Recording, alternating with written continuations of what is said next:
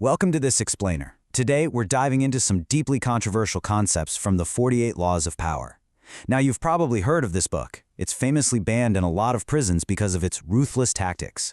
But listen, we aren't looking at this today as some kind of dark manual for manipulation. Instead, think of this as a necessary defensive shield. If you want to protect yourself from office politics, hidden agendas, and toxic work environments, you absolutely have to understand how the game is played. And to really grasp this, we're going to look closely at one of the most spectacular, mind-blowing miscalculations in human history. So, let's kick things off with a massive historical mystery. Why did history's greatest party lead directly to solitary confinement? The man at the center of this is Nicolas Fouquet, the finance minister to King Louis XIV of France. Fouquet threw a party that was legendary, an unparalleled celebration so grand we are literally still talking about it centuries later. But here's the crazy part. Instead of securing his legacy, that party led straight to his permanent ruin. So how does that even happen? What psychological tripwire did he stumble over? Picture this. Fouquet built these incredibly lavish, geometrically perfect gardens at his chateau, Vaux-le-Vicomte. He hosted theatrical shows, paraded out endless arrays of extravagant food, and put on a display of wealth that just stretched as far as the eye could see. He genuinely thought, hey, this immense display is going to prove my ultimate loyalty to the king. But actually, it inadvertently ignited the king's hidden jealousy. The king was the monarch, right? But at this party, he felt completely overshadowed. And the result? Fouquet woke up the very next day, was abruptly arrested, and spent the absolute rest of his life in solitary confinement. This beautifully and tragically illustrates the very first law of invisible influence: never outshine the master. You must make those above you feel comfortably superior, and you have to hide the full extent of your own brilliance. This is the exact reason Nicolas Fouquet lost his power and his freedom. He simply didn't realize that displaying too much talent, or in his case, too much wealth, triggers deep insecurity, envy, and fear in superiors. By trying to impress the king, Fouquet actually threatened his master's ego. Well, more like shattered it, and it cost him everything. Now contrast Fouquet's fatal error with the brilliant astronomer Galileo. When Galileo discovered the moons of Jupiter, he didn't hoard the glory to show everybody how smart he was. Instead, he wisely tied his discovery directly to the powerful Medici family's ego. He claimed the moons actually represented the rulers of the state, making the Medici family look like literal celestial deities. Because he made his master shine, Galileo was rewarded with a lifelong, highly paid position as the state philosopher. He dimmed his own light just enough to let his masters shine brighter. Moving right along, let's dive into Section 2, the power of silence and deception. I shall see. Those three little words were the favored response of King Louis XIV. Yep, the exact same king who locked up Nicolas Fouquet. While Fouquet was loud, flashy, and basically showed all his cards, the king mastered power through silence. Whenever ministers or courtiers came up to him asking for a decision or just trying to read his emotions, he would simply say, I shall see. By saying less than necessary, he left everyone totally guessing. No one could ever predict his true desires, which made him incredibly powerful and, honestly, terrifyingly unpredictable. But you know, this strategy of hiding your hand goes way beyond just staying quiet.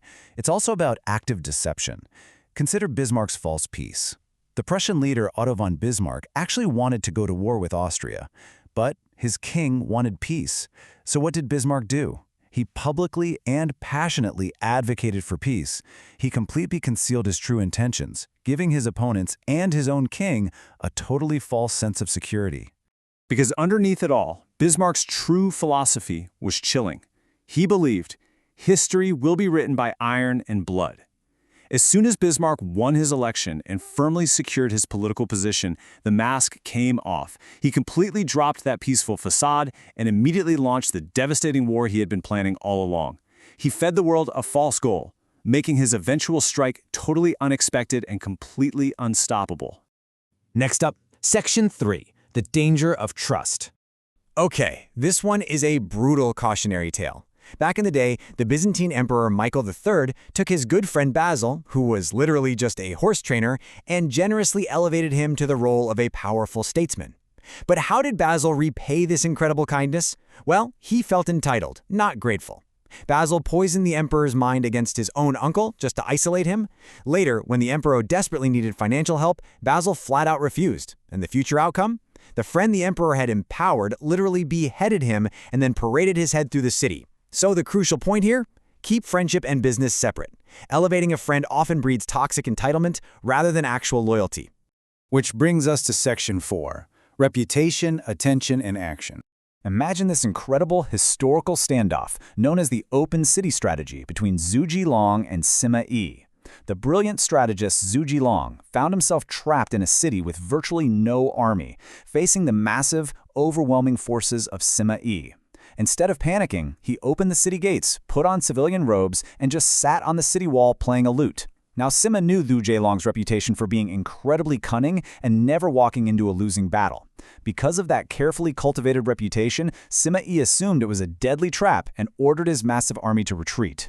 Zhu Jilong literally weaponized his reputation to win a war without firing a single arrow.